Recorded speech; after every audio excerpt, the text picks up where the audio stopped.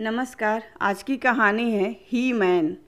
मैंने रसोई और डाइनिंग के बीच की सर्विंग विंडो से झांका। पंकज, अनूप और माधव, हाँ तीनों ही लड़के नाश्ते के लिए टेबल पर आ चुके थे। मैंने अपने हाथों की गति बढ़ाई और कान उनकी बातों की ओर लगा दिए। किसी लेडी टीचर की सख्ती से शुरू हुई बात एक्स्ट्रा क्लास से होते हुए शीघ्र ही जिम पर आ गई।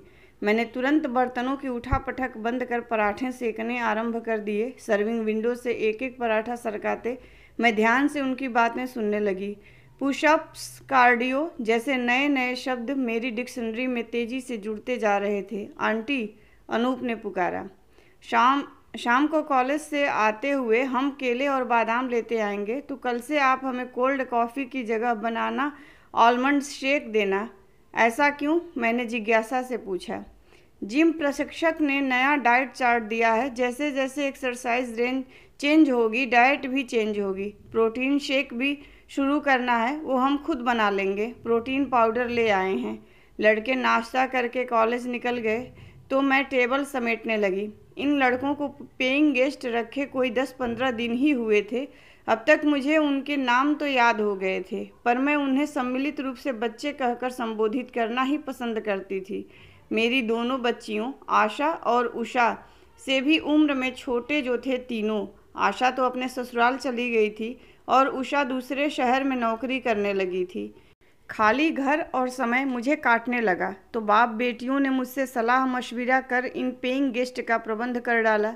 तीनों लड़के आम लड़कों जैसे ही थे, पर चूंकि मैंने अब तक मात्र बेटियों की ही परवरिश की थी, इसलिए इन लड़कों के तौर तरीके, रहन सहन, बातें मुझे आश्चर्य में डाल देती थीं। शुरू में जब मुझे पता चला कि जिम भी उनकी दिनचर्या का एक अनिवार्य हिस्सा है, तो मैं टोक बैठी थी।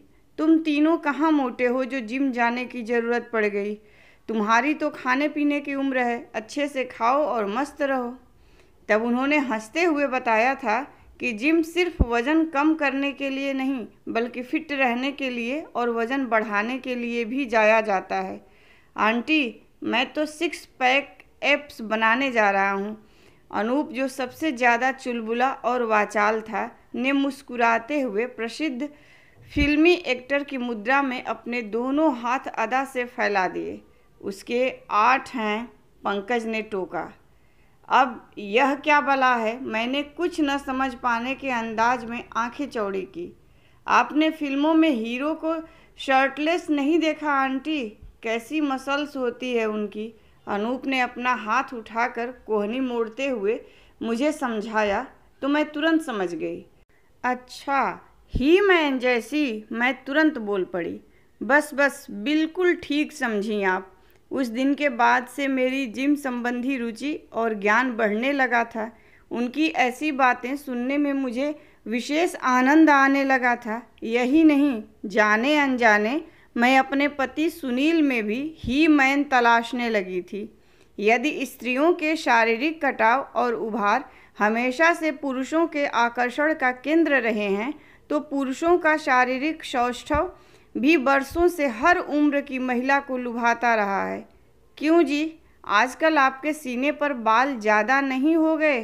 सुनील नहाकर तौलिया लपेटते बाथरूम से बाहर आए तो मैं टोक बैठी। सुनील एक पल ठिठके मुझे घूर कर देखा, फिर बोले, समझ नहीं आ रहा तुम तारीफ कर रही हो या आलोचना। मन किया सिर पीट लूँ अपना, पर प्रत्यक्ष में मैं धैर्य धारण किए रही। फिल्मों में आपने शर्टलेस हीरो नहीं देखे? आजकल साफ सपाट सीने का फैशन है। मैंने अपना ज्ञान बघारने के साथ साथ अप्रत्यक्ष में अपनी रुचि भी दर्शा दी थी। पर पतिदेव तो किसी और ही मिट्टी के बने थे। उन्होंने बेफिक्री से कंधे उचकाए और कपड़े पहनना जारी रखा। हीरो का क्या है, कल को फिर उगा लेंगे, फिर फैशन हो जाएगा। और वैसे भी मैं ज़िंदगी के 50 बसंत देख चुका हूँ। ये लड़कों वाले चोचले मुझ पर सूट नहीं करेंगे। अब कल को तो तुम कहोगी कि रोज़ जिम जाया करो। हाँ तो जाया करो ना, क्या बुराई है उसमें? मैं तपाक से बोल पड़ी थी। बच्चे कह रहे थे जिम में हर उम्र के लोग आते हैं। प्रशिक्षक उनके बॉडी मास, उम्र, वजन आदि के हिसाब से उनके लिए व्यायाम और डाइट सुझाते हैं। मुझे मालूम है प्रभा, पर 10 से 5 की अध्यापन की नौकरी, एक एक घंटा आने जाने में खर्च करने के बाद मेरे में इतना स्टेमिना नहीं रहता कि मैं जिम जा सकूं। दूसरे यूनिवर्सिटी इतनी लंबी चौड़ी है कि एक कक्षा से दूसरी कक्षा में जाने, सीढ़ियां चढ़ने उतरने, खड़े रहकर पढ़ाने में ही मेरी अच्छी खासी एक्सरसाइज हो जाती है। वैसे तुम चाहो तो जिम ज्वाइन कर सकती हो, तुम्हारी उम्र की महिलाएं भी तो आती होंगी वहाँ। अच्छा, मैं जैसे बड़ी फ्री रहती हूँ, घर गृहस्थी के सैकड़ों काम रहते हैं मुझे, फिर ये 3 पेइंग गेस्ट का काम और बढ़ गया है। अब ये तो तुमने अपनी मर्जी से ही। हाँ, तो मैं कहाँ इनकार कर रही हूँ। बात को कहाँ से कहाँ पहुँचते देख मैंने वार्ता को वहीं विराम लगा दिया और फिर से अपने कार्यक्षेत्र रसोई में पहुँच गई। शाम को सुनील लौटे तो मैंने मुस्कुराते हुए उनके सामने एक गिलास पेश कर दिया। यह क्या है? Banana shake. किस लिए? पीने के लिए। मैं केला काटने पीसने की बजाय उसे ऐसे ही खाना पसंद करता हूँ। उन्होंने टेबल पर रखे फ्रूट बास्केट से एक केला उठाकर छीलकर खाना आरंभ कर दिया तो मैं जल भुन गई। छीलने की भी क्या ज़रूरत है, ऐसे ही खा लो। मैं मन ही मन कुड़मुड़ाई, पर प्रत्यक्ष में इतना ही पूछा, अब इसका क्या करूं? मेरा इशारा बनाना शेक की ओर था। इसे तुम पी लो, तुम्हें ज़्यादा ऊर्जा की ज़रूरत है। भुनभुनाते हुए मैंने एक ही घूंट में गिलास खाली कर दिया था। पतिदेव को ही मैन बनाने का मेरा यह प्रयास भी विफल हो गया था। अगले दिन बच्चे नाश्ता करके उठे तो अनूप ने फीता मांगा। फीता? फीते का क्या करोगे तुम लोग? कोई कपड़ा सुधारना हो तो मुझे दो, मैं मशीन से ठीक कर देती हूँ।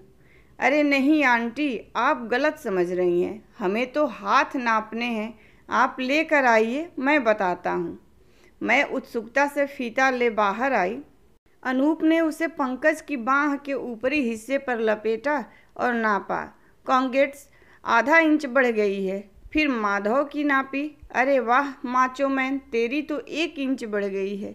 अबे कोई मेरी तो नापो। मैं हैरत से उनके चेहरे पर आते जाते आश्चर्य और उल्लास के भाव देख रही थी। वे लोग ऐसे ही खुश हो रहे थे जैसे उन्हें कोई खजाना मिल गया हो। अच्छी सेहत सुखी जीवन की कुंजी है, यह तो सुना था, पर अच्छी सेहत कुंजी नहीं, खुद ही खजाना है, ऐसा पहली बार देख रही थी।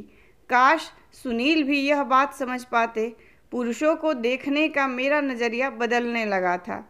मेरी भेदती निगाहें कभी उनकी कमीज़ के नीचे 6 पैक्स 8 पैक्स तलाशती तो कभी बाहों की मोटाई नापते हुए उनकी मसल्स का अनुमान लगाती।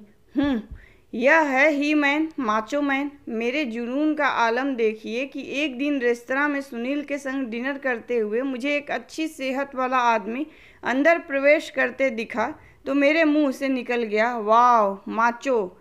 मेन्यू कार्ड देखते सुनील ने नज़रें उठाकर पूछा था, कुछ कहा तुमने? मैं पूछ रही थी वो मंचूरियन है क्या?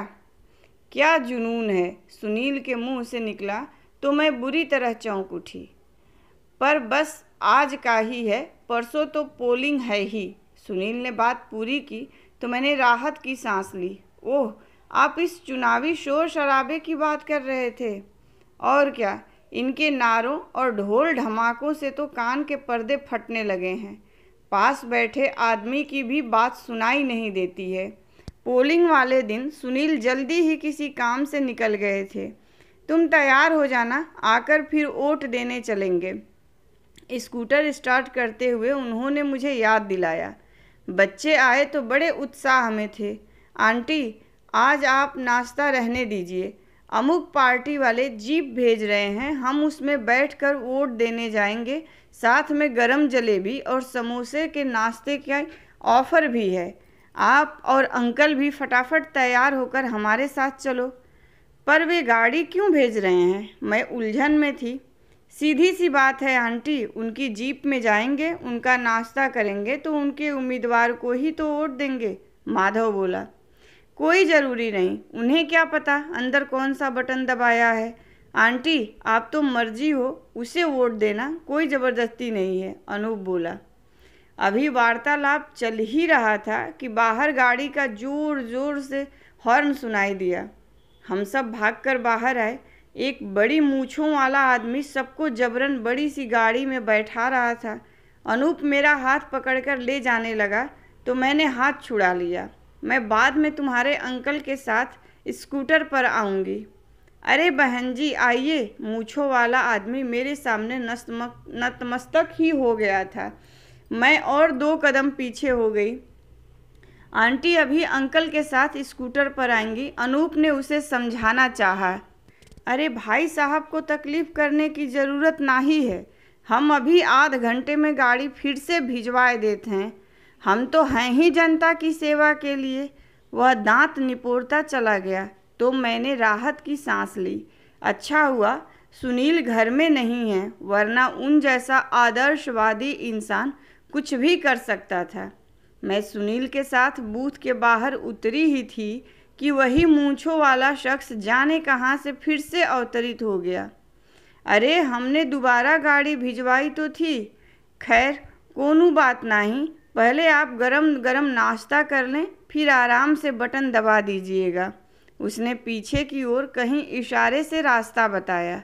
मैं डरते डरते सुनील को पूरी बात बताने लगी। तभी किसी बड़े सरकारी ऑफिसर की जीप वहां आकर रुकी तो मौजूद गार्ड आदि उनकी ओर लपके। मैं कुछ समझ पाती इससे पूर्व ही सुनील तुरंत उस अफसर के पास पहुंच गए और एक ही सांस में सारी बात उगल डाली। इससे पहले कि वे लोग इधर उधर हो पाते, ऑफिसर के इशारे पर गार्ड ने 2 को पकड़कर सरकारी जीप में ठेल दिया। सुनील सगर्व मुझे बताने लगे, देखा सारे नेता अफसर भ्रष्ट नहीं होते, उम्मीद अभी जिंदा है। ऑफिसर वहां मौजूद जनता को हड़काने लगा, आप जनतंत्र के आधार स्तंभ हैं, जनतंत्र आप लोगों के कंधों पर टिका है। इस तरह इन स्वार्थी नेताओं के हाथ बिकते आप लोगों को शर्म आनी चाहिए।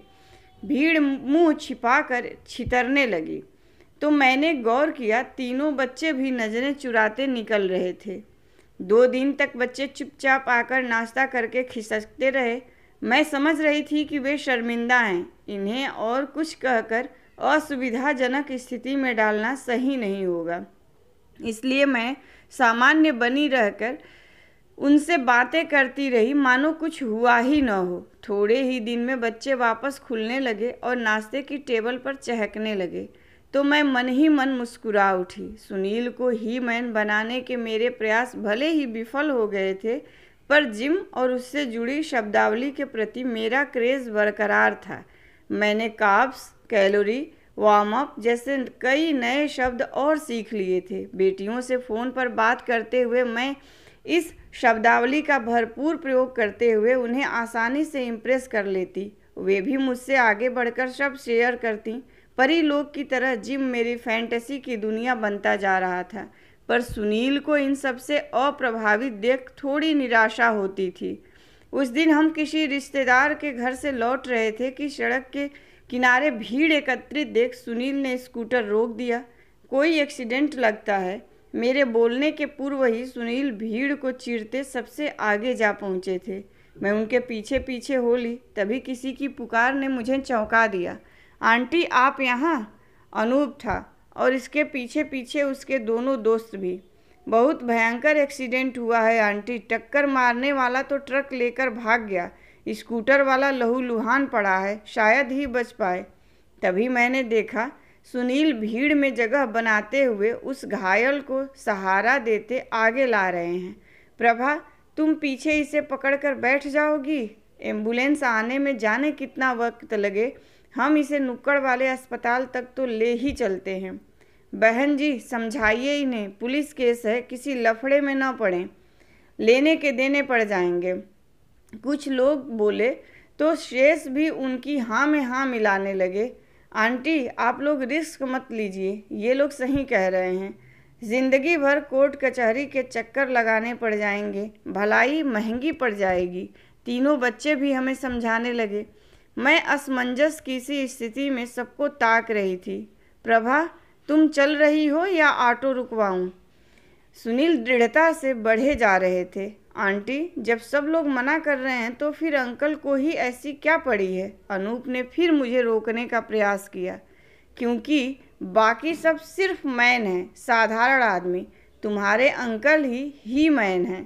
कहते हुए मैंने आगे बढ़कर सुनील का हाथ मजबूती से थाम लिया। ठहरिए, मैं अपनी गाड़ी यहीं ले आता हूँ। भीड़ में से एक सज्जन अपनी कार की तरफ बढ़ने लगे तो कुछ कदम स्वतः ही मदद के लिए हमारी ओर बढ़ाए।